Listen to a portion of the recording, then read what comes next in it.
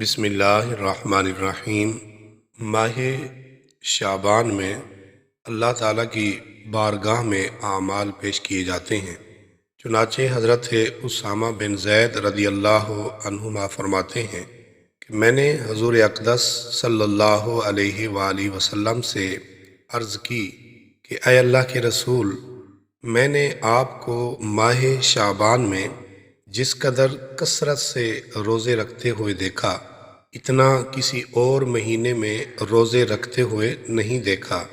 تو حضور اقدس صلی اللہ علیہ وآلہ وسلم نے ارشاد فرمایا، ذالک شہر یغفل الناس عنہ بین رجب و رمضان وہو شہر ترفع فیہ الاعمال الی رب العالمین فاحب ان یرفع عملی وانا صائم، کہ یہ مہینہ جو رجب اور رمضان کے درمیان ہے، اس سے لوگ غافل ہوتے ہیں۔